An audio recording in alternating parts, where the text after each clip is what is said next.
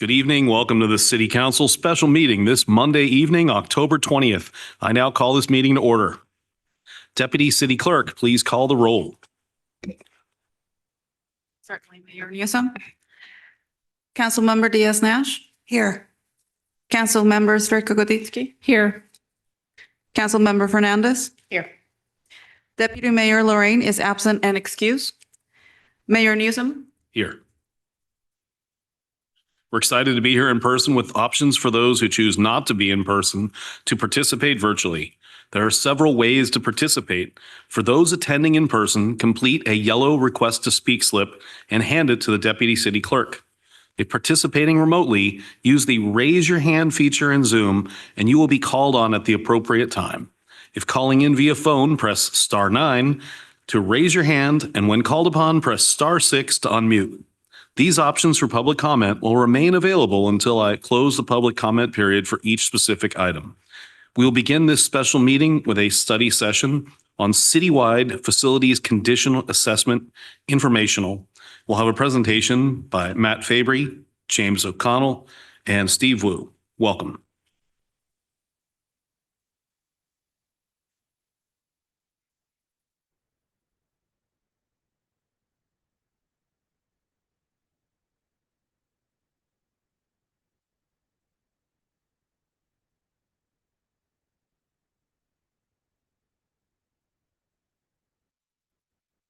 Good evening, Honorable Mayor, Vice Mayor, City Council members. My name is Steve Wu, Facilities and Fleet Services Manager for Public Works. Next to me is David Masonton from ELS Architecture and Urban Design. Behind me is Matt Fabry, Public Works Director, and Joanne Magrini, Director of Parks and Recreation. We're here to present the findings of the Facilities Condition Assessment and to request the Council's direction based on four proposed approaches and potential future study sessions that will be presented later. The Facilities Division maintains over 100 facilities spread throughout the city's 5 districts. They include recreation centers, park restrooms, pedestrian bridges, parking garages, fences, fire stations, police stations, libraries, golf clubhouses, park benches, swim centers, playground equipment, picnic facilities, offices, retail tenant spaces, and play courts. The current maintenance program includes regular maintenance to mechanical, electrical, and plumbing systems, pool equipment, roof, window, and door repairs, fire, life, and safety systems, pest control, and vandalism. Most of these activities are routinely scheduled repairs to outdated or obsolete components, otherwise known as deferred maintenance. Capital improvement projects within the maintenance program include replacements of major components such as court resurfacing, waterproofing, replacing roof systems, audiovisual control systems, and elevator control systems, to name a few. In 2024, the city engaged ELS Architecture and Urban Design to perform a citywide facilities condition assessment to evaluate the overall design and health of our facilities. Of the 100 plus facilities, 97 were identified as occupiable. 37 out of the 97 buildings were excluded because they were considered to be new construction, already under construction for major improvements, or too small to justify a full condition assessment. The remaining 60 buildings were divided into 2 groups. Those in Group A were identified to be community use facilities of high priority due to their size, complexity, or observed condition, and received in-depth feasibility studies, a full structural assessment, mechanical, electrical, and plumbing assessments, code compliance review, and accessibility reviews. Group B facilities were observed to have a reduced level of deterioration and received visual inspections suitable for identifying surface level deficiencies. The example facilities listed here are just a few of the 50 total buildings in the group.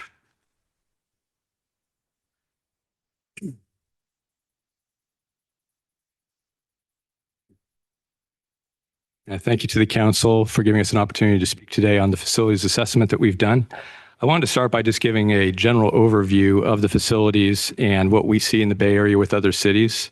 San Mateo is not unique. You know, cities in the Bay Area have a lot of the same issues in terms of dry rot from the Bay Air, in terms of soil conditions that are prevalent along the coastal area, and deferred maintenance, which happens everywhere. So, you know, what you hear today may feel that it's a little, there's a lot of things that need to be repaired, but I just want to emphasize that this is a pretty common situation for most cities. San Mateo does have a high water table, and that does create certain issues with certain properties that we'll get into. And I just want to say in general that these are old buildings, and that the code, from a code standpoint, many of those buildings were designed with outdated seismic codes. And older wood frame structures that don't meet the collapse prevention standard need to have repairs and reinforcements done because they have a high probability of collapse in an extreme seismic event, which is always a concern. And in smaller earthquakes, you're going to have cracking and other problems that may not make it immediately habitable. Next slide. So we broke down the evaluation into 3 different criteria. Just as an overview, our review did not include roofs, and it did not include accessibility. The city has already done studies for both of those things, which we are going to roll into our studies as part of the final document. We broke things into 3 priorities, which you see on the screen. There's the immediate priority 1. These are critical repairs for life safety, for exiting, for structural, ongoing water intrusion issues that might create a long-term maintenance issue that you're going to have to deal with sooner than later. Priority 2, near-term major upgrades. These are items that need to be taken care of now, because if they become deferred maintenance issues in 10 or 20 years, they may create a replacement issue. And then priority 3, these are long-term deferred enhancements. These are things that are nice to have. They'll increase productivity and proficiency in how the space is used. So I want to talk, I'm going to go through the facilities that we did in the A group that Steve mentioned as a starting point. The Lakeshore Recreation Center is the first one up here. Lakeshore has a number of issues, as you're probably well aware. It needs to have a fully modernized HVAC and ventilation. It needs upgraded plumbing systems. The electrical infrastructure is generally shot. And then we also, of course, have significant issues with the structure. The trellis is near collapse. The exterior has water issues and dry rot issues throughout that create a really significant probability of collapse in an extreme seismic event. And as a collection of all of these things, this facility has been closed as of a few weeks ago, and is not in current use. And our report is not to tell you what you should tear down. We're just telling you where the deficiencies are, and then you all can make a decision about that. The next facility I want to talk about is Fire Station 27. Again, a lot of dry rot with this one in particular. This particular structure, because it's an emergency operations facility, it needs to have a higher seismic standard called Category 4. It does not meet the basic seismic standard. And the concern here is in the event of a major earthquake, it won't be usable, which is the purpose for these particular facilities. So this needs to be addressed very soon as possible. And then as a lot of these other properties, the mechanical units are very old and shot. The exhaust is shot. And then one of the other concerns is that the ATS, which is the automatic transfer switch, which switches it to emergency backup power, that is shot and needs to be replaced as well. So there's a few things that we need to think about with that in general, but the structural one is the most critical issue to handle. The next one up is the Joinville Swim Center. There are a number of just general accessibility and code compliance issues with that. It's something like an accessible shower, automatic door operators because there's not enough space on the handle side of the push side. The pool systems are very, very outdated, and they need to be replaced entirely. And bringing them up to code would require twice the amount of space. So we would actually have to enlarge the size of the building and the maintenance area so that we could accommodate those larger systems. And then up above, you can see that this is generally a CMU building, concrete building with wood framing for the roof, which has extreme dry rot. From a seismic standpoint, it's not adequately anchored to the wall, so there is risk of collapse in an extreme earthquake event. And then we have the gas-fired heaters and things like that that are all past their lifespan. The MLK Swim and Community Center, this is a property that has a lot of different uses, including the pool. The main building, it has some drainage issues both in the courtyard and onto the pool deck in terms of water that is getting too close to the foundation. This needs to be redirected through the way that the drainage works. There's been talk about making this resilient, which would mean structural upgrades so that, again, it could survive a significant seismic event. And then, in the pool area,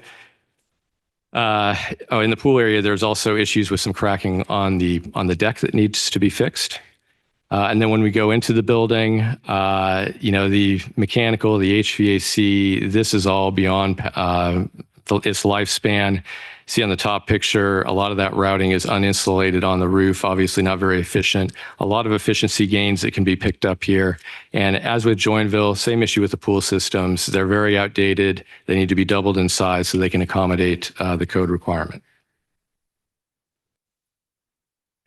The Shoreview Rec Center is another center that is on some soil that is not great. And it has some architectural and structural issues, a lot of foundation settlement. We're not specifically talking about the Marina Library here. Similar zone, similar problem where the floor is slumping to a side. There's a lot of deteriorated exterior beams that need to be repaired and replaced. The building envelope has a lot of cracked walls, a lot of dry rot that needs to be dealt with, a lot of plumbing upgrades. All the existing plumbing is essentially shot. The exterior stair needs to be replaced. So there's some challenges there. I think this is one of the ones of higher need. Beresford, the Recreation Center, again, another wood frame building, a lot of coastal dry rot that we're seeing. Needs to have further structural assessment for the same reasons as the other ones. The assembly room HVAC is shot. The drainage, really important to keep the water away from the foundation so it does not have sinking issues in the future. All the exhaust fans need to be replaced. In general, this is the story of the Beresford complex, which also includes the change room, the Rose Room, and the Garden Center and some other buildings. And then the Senior Center is an interesting building because when you walk up to it, it looks like it's in fairly good condition. It is sinking at about 1/4 inch a year because of its location. Maintenance has been shaving down the bottoms of the doors so that they can continue to open. That's not a critical issue. It will become a critical issue because you're going to have utilities that struggle to connect. You're going to have accessibility issues that continue to happen at the doorways. So we need geotechnical investigation here. The equipment on the roof, the plumbing, 35 years old. It's all past end of life. Same with the electrical as well. So this building, you can see in the pictures, a lot of dry rot issues there. The building we're in now, City Hall, we spent a lot of time looking at City Hall. One of the issues is it doesn't fit the needs of what the city services really needs right now. But at the base level, the fire suppression system is not throughout this building and it needs to be extended throughout along with fire alarm.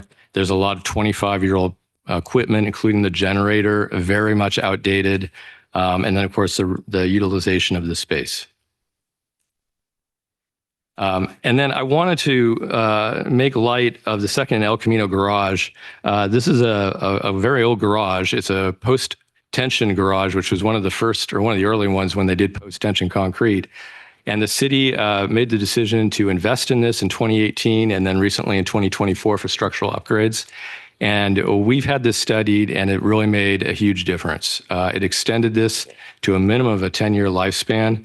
And if you put additional traffic coating, and if you were to do elastomeric paint on the columns and the beams to protect them, you could theoretically extend the lifespan of this building 20 years. And it's my understanding you spend a couple million now, maybe it's $1 million to get you there with the coating, but you have a potential here. This really demonstrates what, the city taking action, what a difference that has made for this particular facility. And as Steve mentioned, we looked at a lot of Group Bs. I've walked through every park restroom in the city, all of the courtyard, a lot of the different parking garages. The park restrooms, there is an ongoing program to do improvements on the inside, and that's all going well. A lot of it, what you see here, same issues. It's dry rot. It's aging systems that are in place. It's where the water goes. And then in some cases, like the courtyard, it's just an issue of, does it actually function the way that you need it to function in 2025? And then the final group is the Group C. So the Group C is a larger group. And when we look at the total from a financial output standpoint, you're going to see this number very big. And I just wanted to explain why this number is bigger than the others. There's a lot of facilities. A lot of these facilities are large facilities. We do have a lot of public safety and essential facilities. Many of those facilities, the city has already taken action and replaced a lot of new fire stations. But we have new buildings like relatively new buildings like the main library, the police station, and the transit center that all have below grade waterproofing issues. So, that's just something that, that's an ongoing maintenance issue and repair that might need to happen. And then, of course, seismic and structural retrofits, always an issue as time goes on.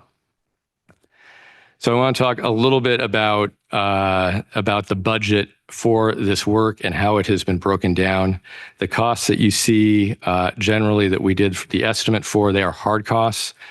Those hard costs do include some contractor soft costs, general requirements, conditions, bonds, insurance, contractor's fee, some design contingency, but it doesn't include other soft costs that the city will need to carry. We have done both the direct cost for these today, and then we've also provided escalated costs for a midpoint of construction of 2030 so that we can see what the cost is. Obviously, all of this work is not going to be done by 2030, and we'll all have to be creative about like what the phasing would be for this work and what the cost of that work would be at that particular point in the phasing. But we have escalated it at least 5 years to give you a preliminary look. So these are what the totals come down to. So among the 3 priorities you can see across the top of the page, each one of those priorities is broken into a direct cost, which is today's cost, and then the escalated cost to 2030. And you can see by priority what they are, by group what they are. And that comes down to a total direct cost, if we were to do all the work today, of $183 million, escalated to 2030 of $243 million. And then we have estimated with soft costs, it may be somewhere around $367 million. With that, I think I want to pass it on to Matt. Good evening, Mr. Mayor and council members. Matt Fabry, Public Works Director. So as you can see from what's been presented so far, we have some significant challenges with our significant number of important facilities, but also the condition of those facilities. And so staff put some time into thinking through what are some of the approaches that we could take to addressing these different issues. We included those in the agenda report, and I'm going to talk through those a little bit now. So the first one would be approach one, which we call sort of the status quo, which is we keep doing what we've been doing. Which is not to say that we have been doing nothing. We have been investing in these facilities, but the amount of resources that we've been able to put towards these facilities has not been sufficient to be able to address all of the degradation that happens over time. As indicated in the agenda report, most of these facilities were built before 1970.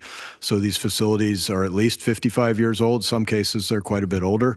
So a lot of them have just reached the end of their useful life. And so we have not been able to invest the kind of money that it takes to completely redo a facility and give you a new 60-year useful life on a facility. But we have been investing generally about $4 million a year from the general fund. And so we do put a significant portion of that towards facility improvements. And so we've been tackling sort of the most critical issues each year as we go through the capital improvement program budgeting and prioritization process. And recently that's included replacing some of the roofs at some of our critical facilities because of leaking issues.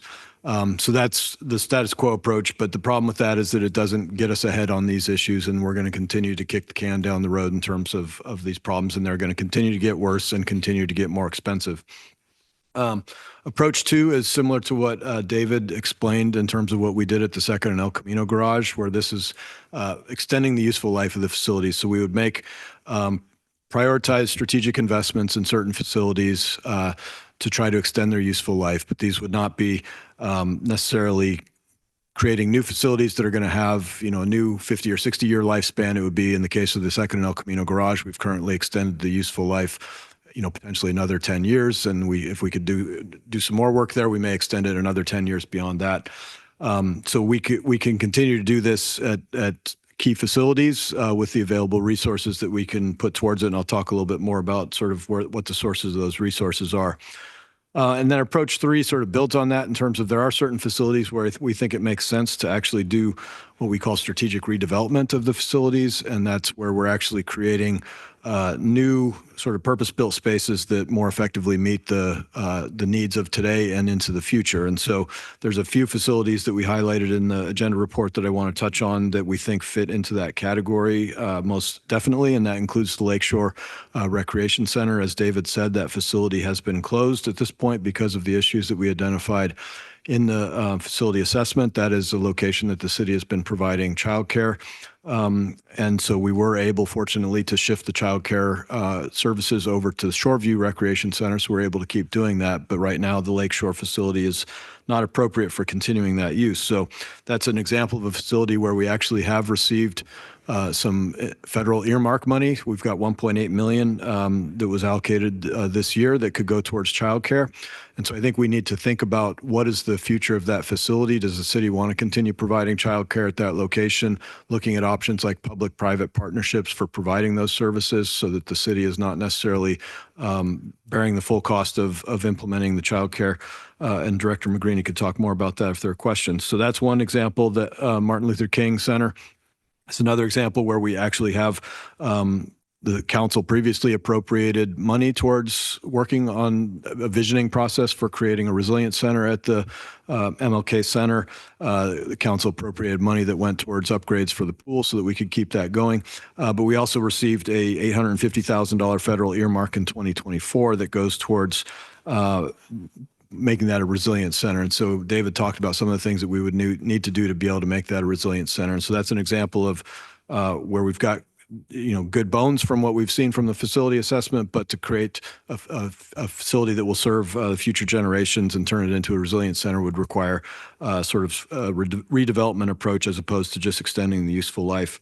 Fire Station 27 is another example. David talked about the challenges we have there with that being a critical life safety facility and with the seismic concerns in terms of that not meeting the current standards in terms of what would happen in a significant seismic event. And it also just doesn't meet the current operational needs of the Consolidated Fire Department in terms of the size and layout of the facility in terms of the people that work and live there. So that's an example of one where we think it probably makes sense to start with building a new fire station there as opposed to just trying to extend the useful life on that. And then Joinville Swim Center is the fourth example that we think falls in this category. We've talked to the council in the past about the challenges that we've seen at that pool, which are not insignificant. And so I think we were able to invest some money in that to keep it going for this summer. But this is an example of a facility where if we don't make some significant additional investments in that in the near term, it's likely going to have to get closed down in the next year or two.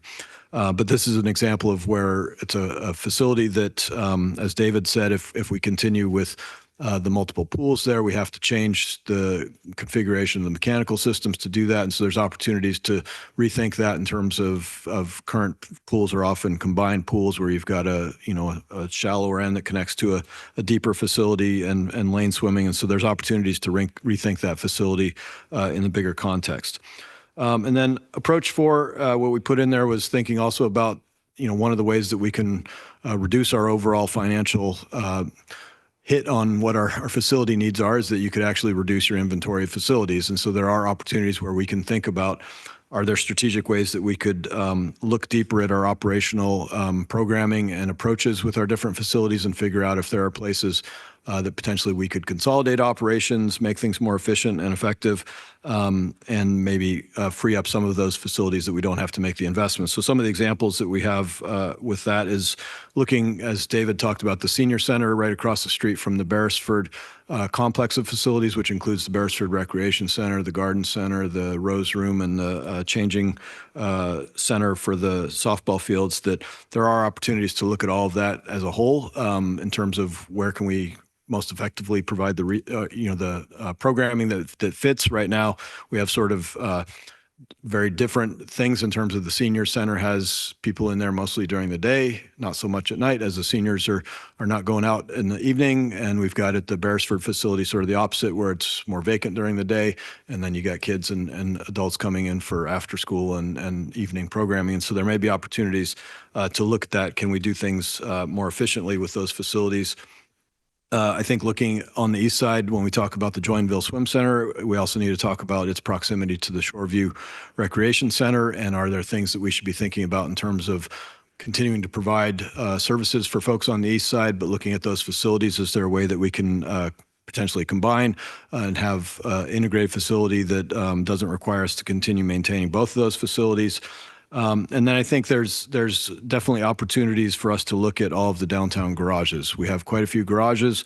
A lot of them are not in great shape, with the exception of the Kiku garage, which is obviously brand new. But I think that we have opportunities to look at in accordance or in conjunction with the downtown area plan, that we need to be looking carefully at how much parking do we need, where do we need the parking, and is that consistent with what we have there, recognizing that we will need to make significant investments in both the Second and El Camino garage if we want to keep that for another 60 to 100 years, as well as the tennis court garage at Central Park. Those ones have issues, and we also identified that the central parking garage has its own challenges as part of the facility assessment. We talked about that in the agenda report. So I think that there's opportunities for us to look at, are there ways that we can provide parking downtown in a more efficient way that's consistent with where parking is needed as opposed to what we have right now? And then the last one that we thought would be good to look at is the Corporation Yard, which is a pretty large facility, but that is one of our oldest facilities. If you saw in the agenda report, it was from the 40s. And so we could look at, can we redevelop that in a way that is more consolidated in terms of the things that we need for field maintenance and our facilities folks and parks folks that are all out there at the Corp Yard. Could we do it in a way that we're potentially have multi-story buildings that allow us to consolidate our staffing and not have it spread out so much? And then potentially that could free up part of that parcel for other operational needs or other priority uses. So those are sort of the approaches. We didn't intend those to be you can only choose one of those, but, we expect that for different facilities, different approaches would make the most sense. And so we're looking for, when we get to the question slide, again, we are looking for feedback from council in terms of how do you feel about these approaches, and do you have certain facilities that you feel are priorities from your perspective that would fit in those different approaches. So if I could go to the next slide, please. So then talking about how can we potentially pay for this? That is a big challenge. One is we can continue with the general fund support, where we continue to provide $4 million a year from the general fund that goes towards our capital improvement program. As I mentioned, the bulk of that has been going towards facility improvements, given that our facilities are one area within the city where we don't have a dedicated source of revenue as we do with sewer or transportation, things like that. And with the costs that David talked about, we're going to need to go obviously beyond that to make progress on addressing these significant issues. So when we talk about the capital reserve, this council recently revisited its reserve policy and established a capital reserve of $25 million with the intent that money could go towards capital needs. We've been thinking about that as a source of funds that could sort of serve as a 20% down payment on making some of these improvements, recognizing that that's not going to get us all the way there, and recognizing that if we go after outside funding, we often need our own matching funds to go with it. So we think that capital reserve can be a source of funding that could both serve as potential matching funds, but also something that could get us started in terms of some of the pre-construction work, in terms of additional planning and design that would need to happen before we could start moving any of these forward. Other revenue sources that we have at our disposal, we've got park impact fees that Director McGreeny could talk about better than I could, but those are highly dependent upon what happens with development. So the amount that we get is both fluctuates both in terms of the amount that we get as well as the timing of when we receive it, and some of the state law changes in terms of when we can assess those fees on development is changing it so that we get it at the end of the project instead of at the beginning of the project. So that's a source of funding, but it's not something that is certain in terms of an ongoing dollar amount. We could also look at, in talking about development, we could also look at potentially negotiated community benefit agreements with developments where they could be putting money towards improvements on certain facilities as that makes sense. And then I think we've got grant opportunities are always out there. The city is pretty successful at getting grants. We did talk with our state and federal advocates in terms of, what our facility issues are and our needs are and where do those align with federal and state opportunities. And so I think what we heard is that definitely any of our issues where we can make a life safety or resiliency or a community service need is likely going to fit better than some of our things where it's not falling in those categories. So things like Fire Station 27, the Corporation Yard, where we're providing emergency services out of the Corporation Yard, or transformation of the MLK Center into a resiliency center. Those definitely align well with current federal and state grant opportunities. Facilities supporting childcare, as we talked about with Lakeshore, is definitely a good opportunity for earmarks, as well as emergency and resiliency centers are also good earmark opportunities. Obviously, the priorities at both the state and the federal level and the funding that's available changes from year to year, and it changes in terms of who the administration is and what their priorities are. And so that's something that we'll have to just ride that as it changes from year to year in terms of what's there and what's not. There are other opportunities if we do have revenue that we can potentially use low interest loan programs such as the Federal Infrastructure Bank, which is similar to what we used out at the wastewater treatment plant, where we got Clean Water State Revolving Fund loan and the WIFIA loans. That this is a loan program that is focused on other types of infrastructure, and so we could get low interest loans on those. We could potentially get funding through the climate bonds and things that are focused on community resilience. So even if we have all the money, we have to look at our staffing resources in terms of can we deliver on all of that. And so right now I'd say if we had all the money, no, we don't have the staff resources, but we are looking right now, we're doing an organizational assessment for our capital improvement program in terms of how can we most efficiently and effectively deliver capital programs, both between the multiple divisions in Public Works that deliver capital programs, as well as our parks partners that also deliver capital projects.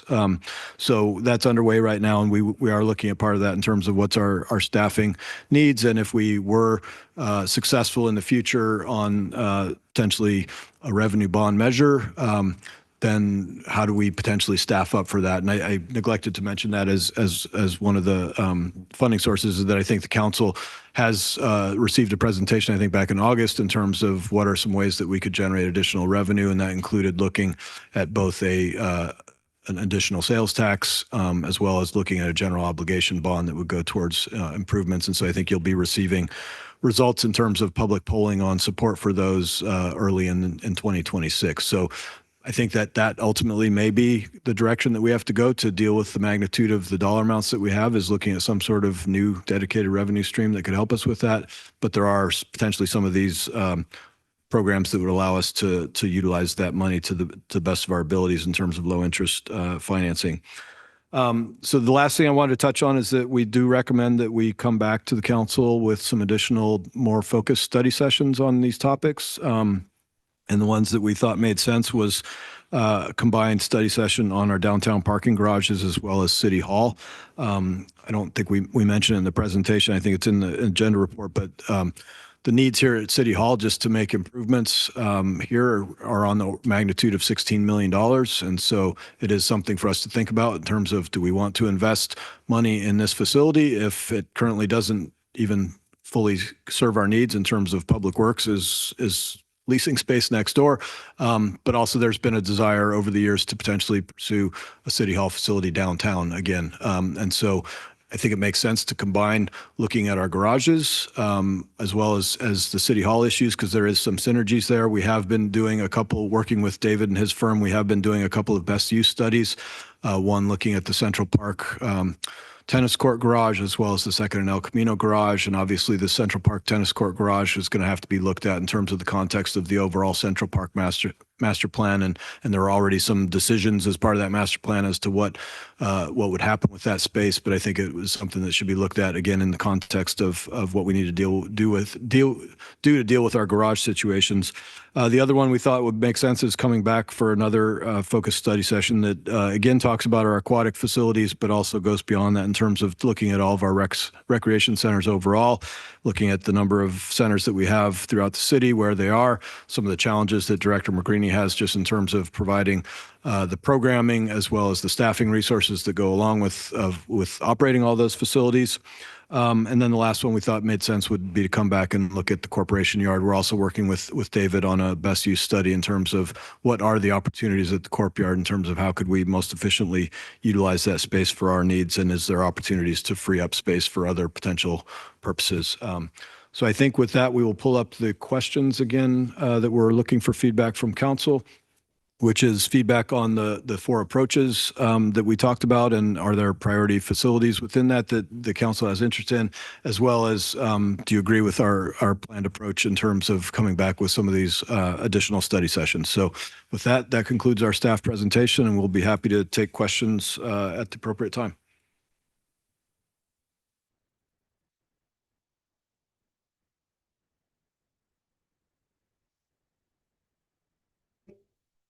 Thank you for a great presentation. Can we open it up for public comment, please? Mayor. We have not received any request to speak at this time. Anyone in person in chambers would like to?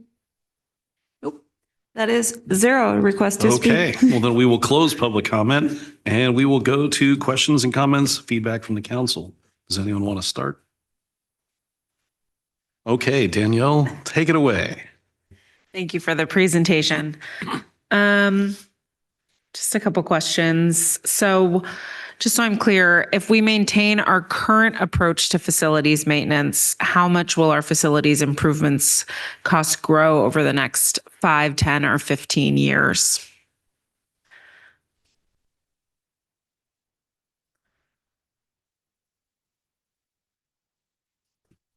I think I can chime in on that. I think as you can see with sort of just the escalation of costs, it costs us more as time goes by just due to inflation and the cost of doing business. So likely we've got probably about a 6% per year cost escalation that we'd have to deal with, and along with continued deterioration that would happen at these facilities. So an example of that is at our Joinville facility in 2001, based on a prior assessment report, we had an option at that time as a city to renovate and extend the life for $250,000 or build a new facility for $1.7 million. At that time, the city chose to defer.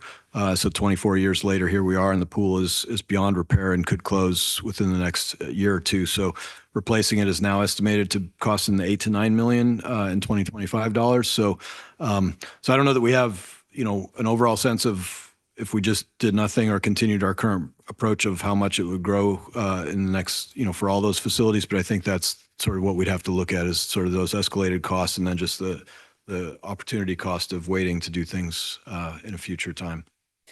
And thank you. And then you talked about integrating facilities together. So for example, with Lakeshore closed and then, looking at Joinville or the Shoreview Rec Center, have you guys thought about from a parks perspective what that would actually look like? So if we close like the Shoreview Rec Center in the future, but there's a park there and like a skate park. So what does that actually mean?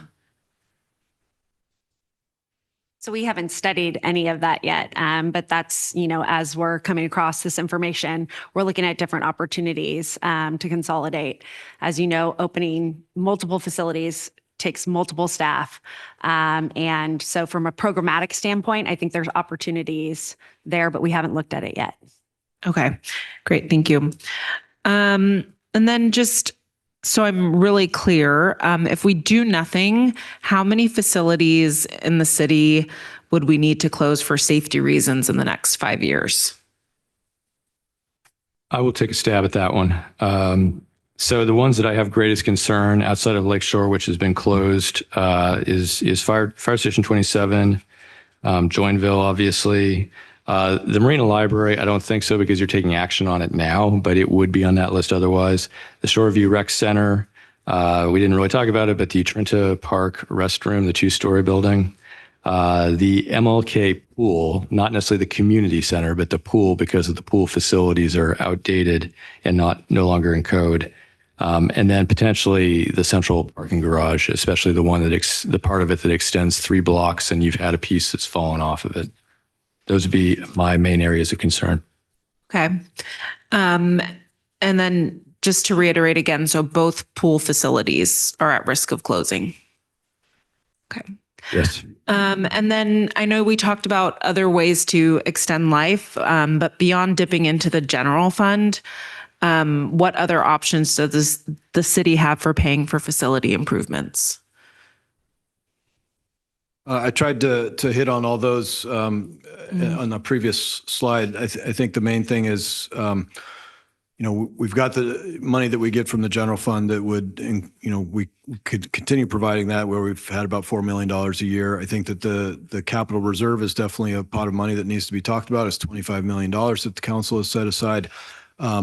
Beyond that, I think it's, looking at some of these revenue sources that are definitely available, but they're less easy to plan for, including the park impact fees. We've got parking revenue that comes in our areas where we, pay for parking permits, as well as our parking meter revenue.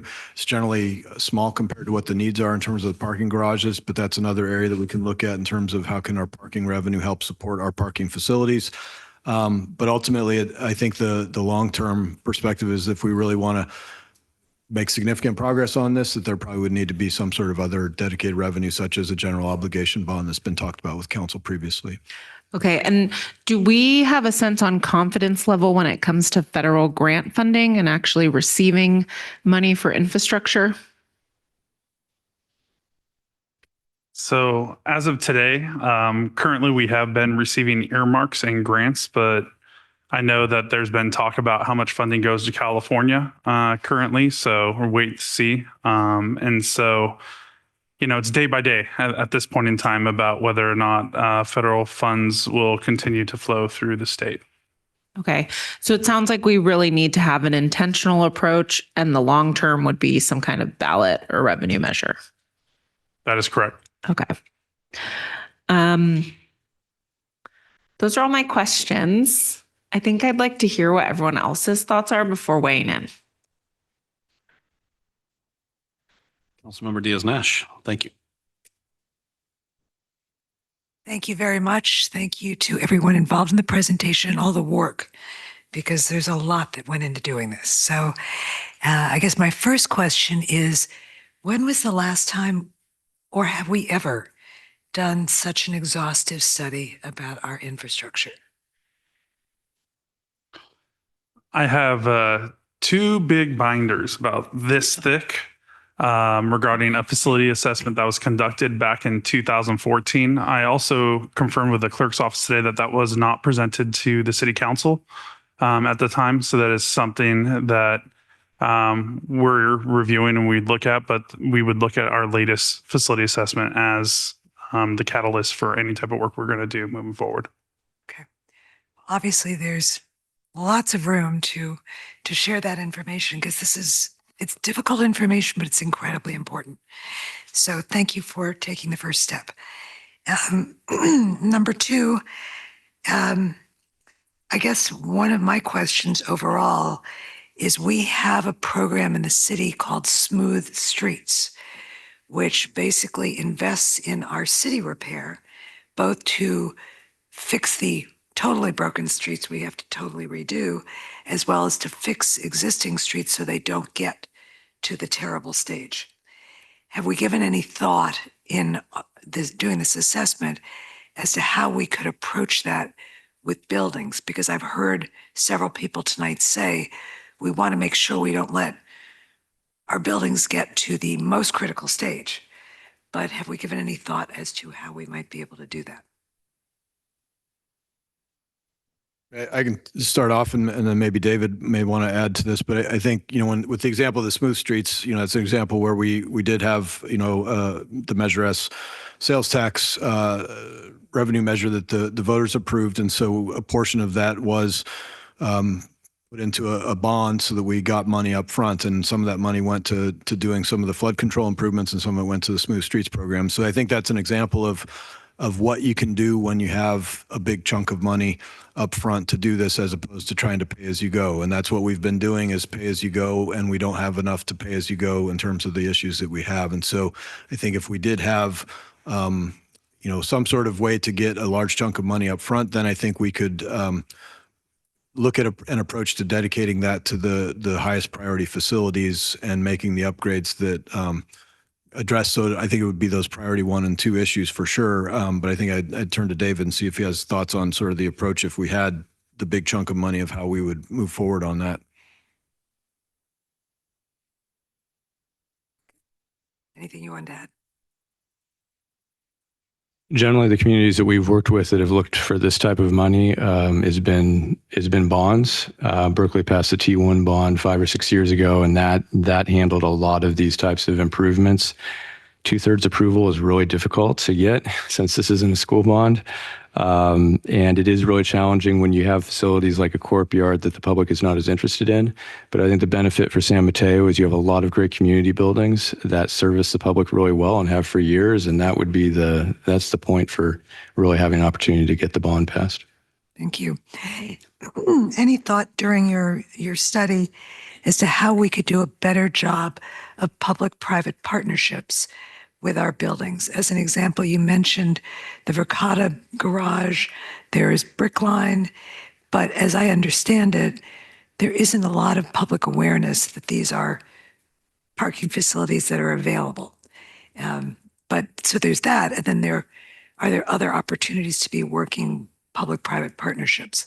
I think the two that come to mind, and Director McGreeny may be able to talk more about it, or City Manager Kajikian, but I think, we talked about potentially public-private partnership in terms of providing childcare at the Lakeshore facility, that's a model. And we've also talked about, like, if we do invest in Joinville and get that in condition where it's going to be around for a significant period of time, that looking at sort of a public-private partnership in terms of how do we provide aquatic programming out there are the two that I've heard about, but I don't know if there are other. Yeah. Okay. Did you want to say anything?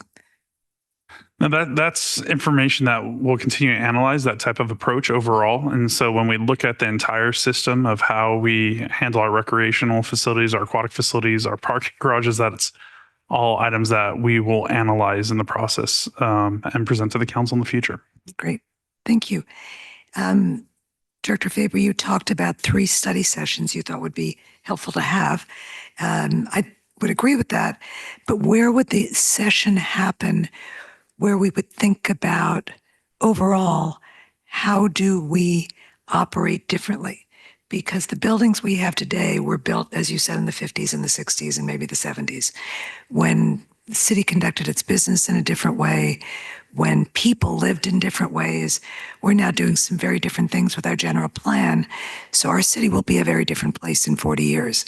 So where is the study session to think about that? I mean, it will be consolidation. It will be maybe new uses. How do we wrap our arms around that? I'm happy to jump in and answer that. So as part of the discussion about our rec facilities and also our aquatic centers, that would be the prime opportunity to really think about how we do our work. Now, there was a facility, I guess, recreational facility assessment conducted, I think, was it, Joanne, 2016? At the time, it was really looking at Bay Meadows of having a large community center there that never came to fruition at the time. And so it's really, we go take a look at that, but then also what is going to serve us moving forward? What is the new models? And so those are the questions we'd have to go hire a consultant to assist us to really think how we can be very strategic and efficient with our facilities. And so that would all come under the discussion when we have a study session on our rec centers and our aquatics facilities. Okay. Well, lots of work to do. Okay. Yeah, sure. But just to follow up on Lisa's point. So of the 25 million that we've already taken from reserves, like, let's say we wanted to look at the Beresford Rec Center, like what would that realistically cost? Like, would you use the whole reserve for that one project? No. So we would look at the entire system and how it's all working together holistically, and then trying to figure out exactly what is our best approach from a staffing and resources standpoint, and also just being strategic. Really when you look at, we'll go down this rabbit hole for a second. So when you really look at our community centers, we really are operating 3 main community centers in the city right now, albeit we have 6. I'll just say the 3 main ones that the city is really leading the charge on would be our MLK Community Center, our Beresford Community Center, and I would say Shoreview, but Shoreview is really, we're looking at PAL, and now we're doing basically it's the childcare program now. It used to be an after school program up until this past year. But then when you look at the other facilities, so we'll say the Central Community Center, that self-help for the elderly is leading, having our seniors program over there at the facility. Lakeshore was specifically for childcare. And so when we look at it overall, or say the senior center that is specifically dedicated to I guess I should say we have 4 centers that we're operating. The senior center is also city run overall. And so with that, thinking about how we can best approach providing the services that we currently have, but also what are those services going to be potentially in the future, really thinking about that is going to be very important. And so that will help us understand how we want to, it's like a puzzle piece, right? How we overall support the needs of this community overall. And so my hope is that we would take a little piece. These studies typically it's not $25 million, maybe a couple $100,000, I would think, if not maybe a little bit more, to do these studies and this analysis and bring that back so that we can understand what is our next step. I know for a fact, though, items that we have to move forward on today, I would say, is the MLK Resiliency Center and also the pool. That is a big item that we have to move forward on. Another one is Lakeshore. It is closed right now, and so also exploring those needs currently. The others seem like we have a little bit more of a runway. We don't have all the money to do all this work, but my hope is to use some of that $25 million to put seed money towards a down payment, say on the first couple phases on MLK. We would start with a pool and then work on the resiliency center aspect, and then really rethink the entire community center as well to upgrade that facility. And then you have Fire Station 27 off of De Anza. That would be another facility that we have to look at within these next 5 years to replace at the same time. And so we would put maybe a 20% down payment. I believe it's like about $11 million the cost for that fire station. So you're looking at about $2 million you would set aside, and then hopefully go for some grants, and then really look at what our funding strategy is to get that fire station constructed in the next 5 years, or on the outside end of that, start the construction in the next 5 years. Okay. Great. Back to you, Lisa. Back to me. Are you, yeah. Okay, great. So moving on from sort of questions to my thoughts, once again, this is such an important study. So thank you everyone who was involved.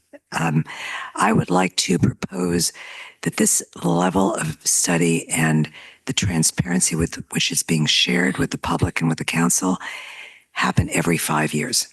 So it is not somebody thinks about it, but that it is just like we do the stormwater review, that every 5 years we do one of these things, and hopefully it gets a little better.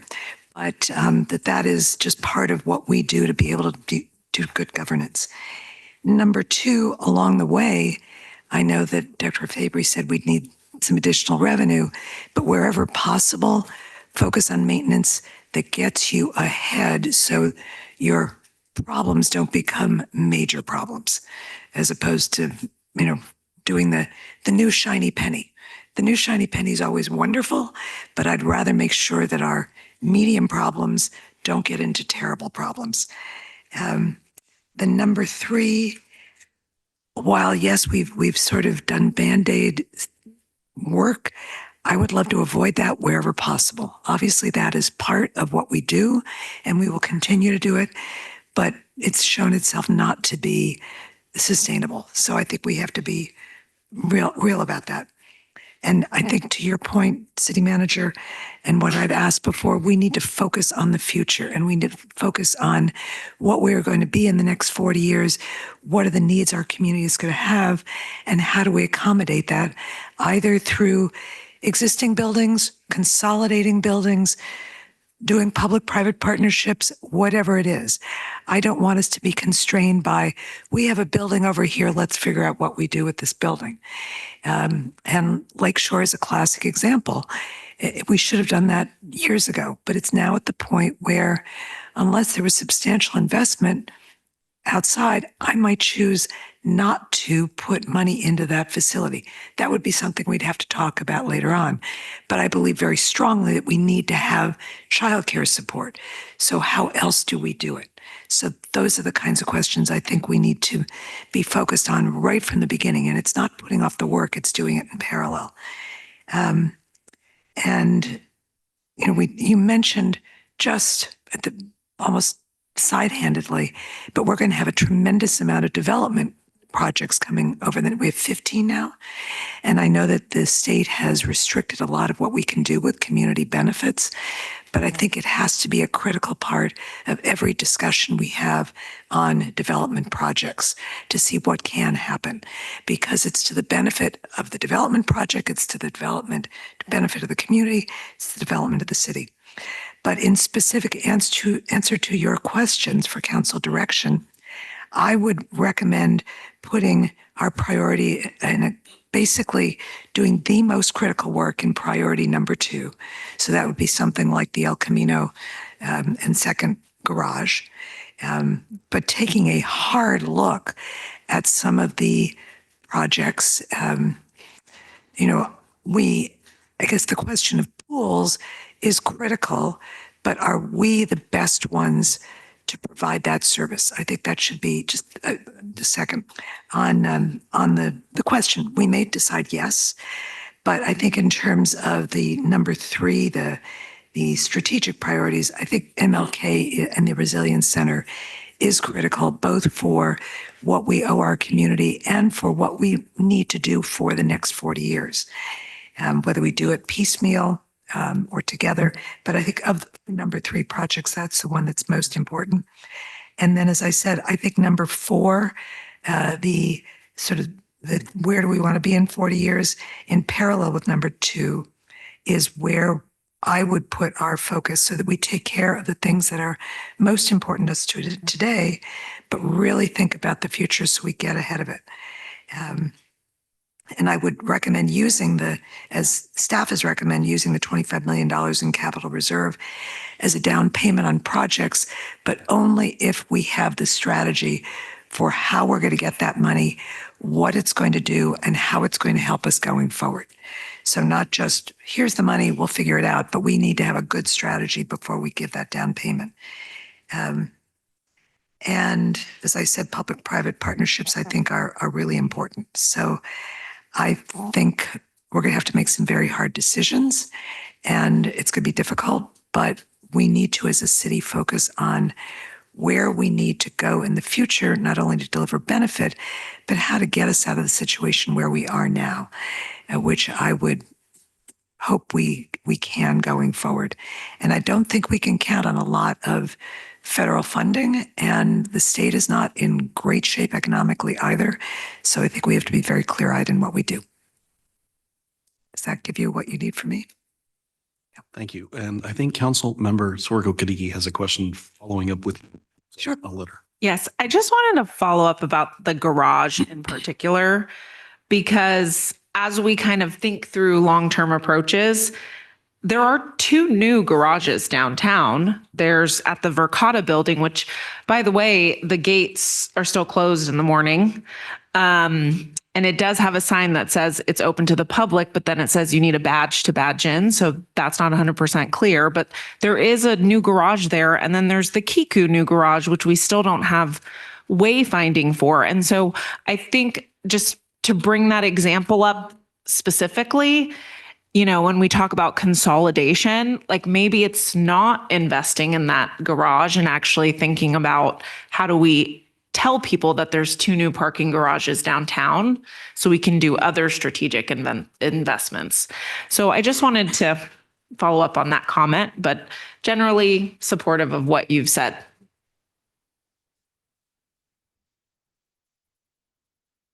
Want to go, Nicole? Just a brief question, and perhaps this is for our finance director, but is this, just given the scope of how many projects that we have, would it be wise or advisable for us to potentially grab more money from reserves for these projects? So I would say at this time, we would focus on the $25 million reserve that the council has set aside. Let us do the assessments, not only on the organizational side or the facility side, to really figure out our next steps. Typically, I would not count on utilizing all the reserves, understanding that rainy day, we need to have reserves too, to just our overall city operations. And so there's a balance of that. And so I thought the council has done a great job of establishing this $25 million reserve fund this year. So let's work through utilizing that. Really, the direction that we're receiving this evening will help us as we build out our 5-year capital improvement program this coming year.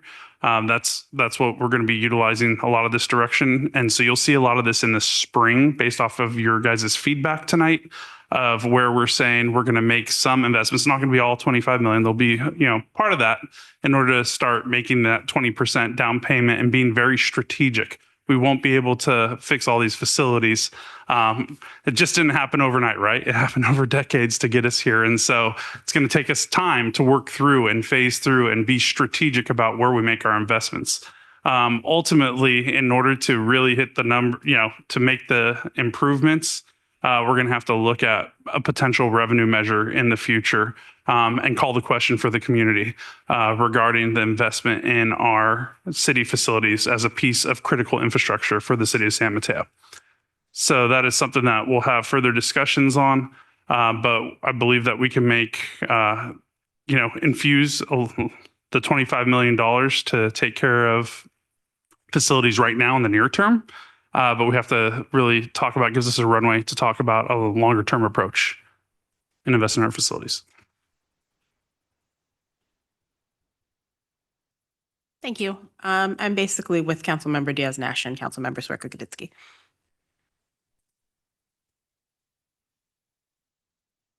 Apologies through the mayor. I just want to be clear. I'm in favor of approach 3 and approach 4. So just want to make that clear for the record. Okay. First question I have is, and this might be a question for the city manager. The Joinville Pool land lease ends in 10 years or 15? So the Joinville Pool, and then it extends to the playground, is on city property. So land and fee, the city owns that land where the pool is located. It's everything behind that, the tennis courts, the ball field, the bathrooms, that all is a lease through the San Mateo Foster City School District currently, and that will come up in 2037. Okay, that's further out than I thought, which is good. I would say my general approach is that we need to look at this, extend the use of some buildings while looking for redevelopment opportunities for others. One of the things that I observed when we were in Japan earlier this year was that when they build a new rec or community center, it's built to be multi-purpose, meaning the first floor might be the library and the senior center, and the second floor might be the resiliency center, and so they incorporate these structures and make them be able to fill needs for park and rec, for city staff, all types of things built into 3- and 4-story buildings. And so I think what we should try to identify is where are we going to do that? And I think Beresford and MLK are probably two of the most obvious answers. I would be a little concerned with Joinville just because even though we may own the pool, we don't own all the land. And so even though 37 is a ways out, I would be concerned about spending a lot of money in that location and then not having it be able to be used to fruition at the end of 17 years. Or is that 11 years? 11 years. 12 years. The other thing that I observed when I went to Cal City's conference 2 weeks ago was that Daly City was telling the story about how they do private partnerships. And one of the people or one of the groups that they targeted is not what you would have think. So it's not the Facebooks of the world, but they've actually glommed on to some of the private schools. So for example, they have a brand new baseball field that's been completely rebuilt by Sacred Heart Cathedral and St. Ignatius College Prep. And so I look at that and it made me think, well, geez, should we be talking to Sarah High School, for example? Sarah High School has, a building to the west that's pretty dilapidated that was a rectory for priests. Chances are they're not going to need that building and it's underutilized. And their pool may also be aging out. So, could we have an opportunity to build a new pool at Joinville, for example, and have it be a partnership with a school or a group or organization like that would fund half of the project? And obviously we'd have to give up something. We'd not be able to use it when they had meets and things, but it seems to be working for Daly City, and it really shined to me as that's an interesting idea. The other thing I talked about when I was talking about that was I was talking with Foster City. And Foster City, even though they have the great Jewish Community Center, which has a pool, they don't have their own city pool.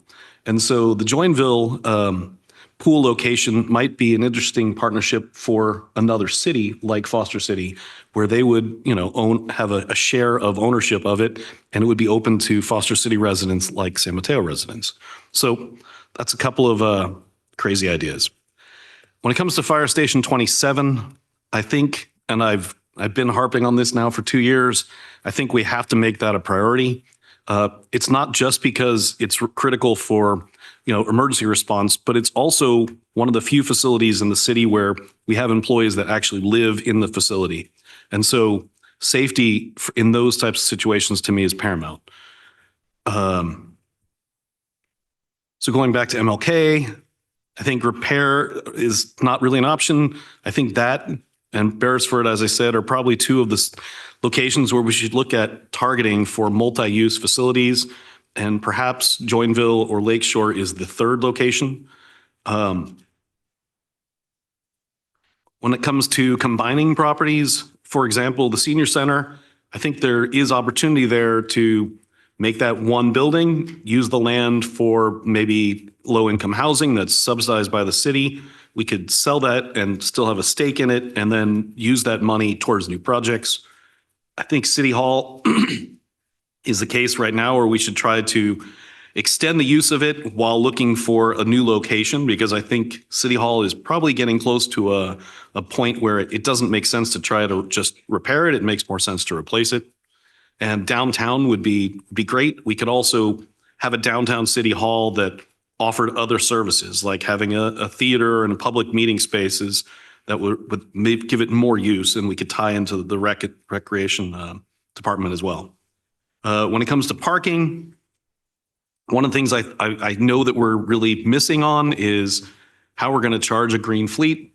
So I think as we look at parking and consider perhaps replacing and consolidating parking, we need to make sure that we're looking at how we're going to have green fleet charging infrastructure. That'll obviously tie in as well to the city courtyard. There's been some great projects that I've seen win awards in the last few months. One is the San Bruno Recreation and Aquatic Center, and the other is the Menlo Park Bellhaven Center. I've told this to many, but I'll say on the record, I think those are both projects that we should look at. Bellhaven was obviously paid for a lot by Facebook. We don't have Facebook, but we should continue to look for sponsorship and partnership type of opportunities like that. Park restrooms, I saw them listed several times. I think what we might want to do, and I know we're going to do these group future study sessions, which I think is great, but I think with park restrooms, it might make sense to try to figure out all of them that need to be replaced and then see if we could look at like a modular built offsite solution where we buy, 10 10 restroom buildings and have them all installed over the course of 6 months.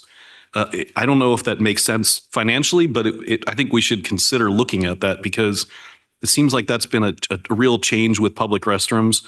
I know some people don't necessarily like the look of them, but I think the modular and offsite built facilities are really showing a ton of improvement. And so by the time we implement it in 5 years, it might make sense.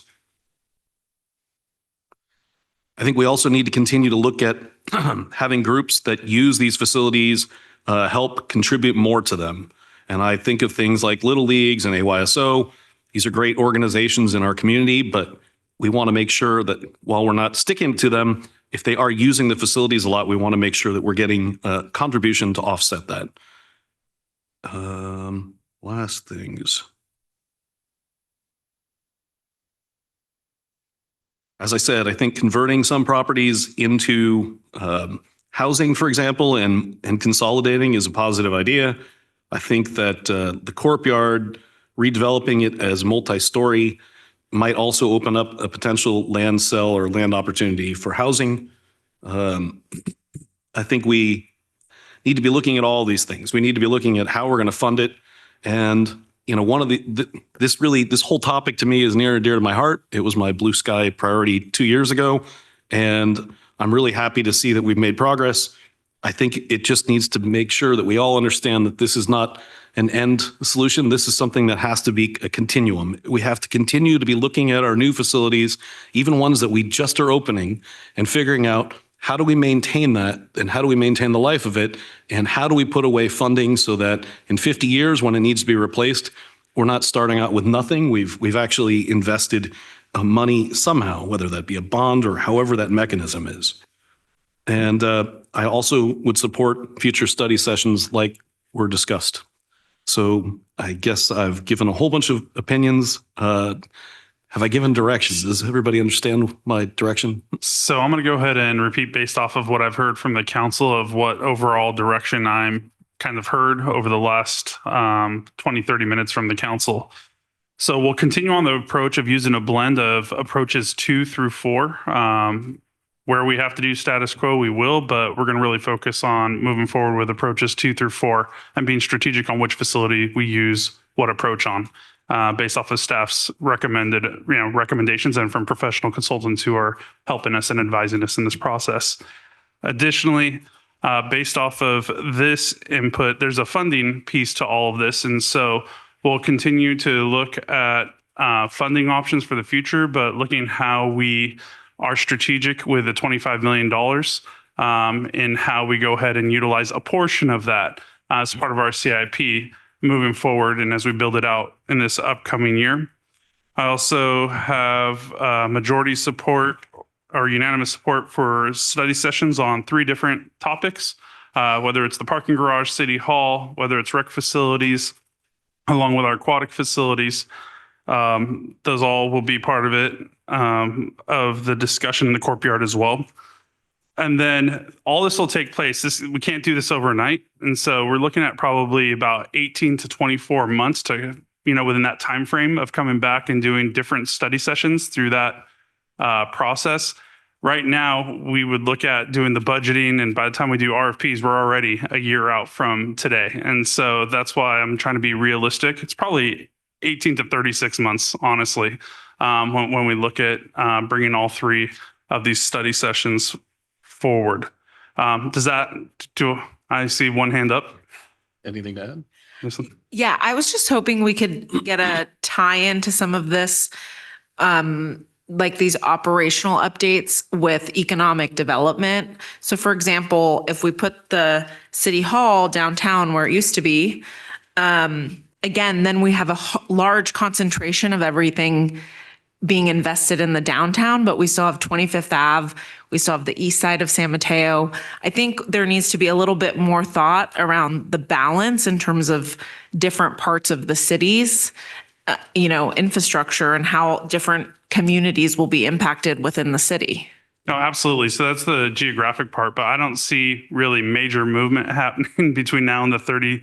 We will start on, the seed money and really the design and thinking through the future for a handful of these priority projects. When we think holistically, where you saw the map with all our facilities, we have to be really strategic about where we focus throughout the city and make sure that we're making investments across the city.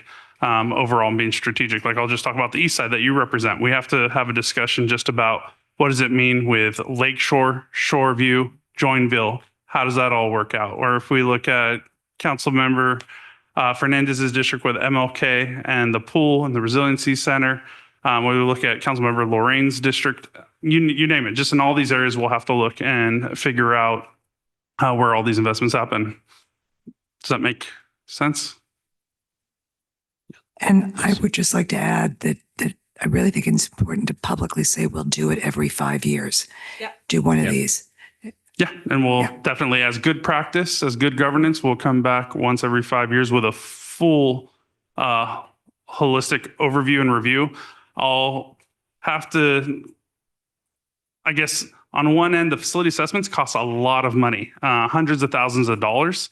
And so we'll have to figure out how we might be able to use this facility assessment as a base map, and maybe we can build off of so that we can maybe save some money as well. But absolutely, as good practice and good governance, something that we can do every 5 years as a check-in. I'll just add, I'm definitely in support of what Rob said about Fire Station 27. So that might be a good place. Yep. Yeah. So based off of what I laid out earlier, including the 5-year regular check-in, I believe I have council consensus nodding heads across the board. Yes. Councilmember Fernandez, you're good? Okay. We got 4 nodding heads. We have the direction we need. Thank you so much. All right. Thank you very much. We will go ahead and close this special session and reconvene in 15 minutes for our normal council meeting. Thanks, Rob.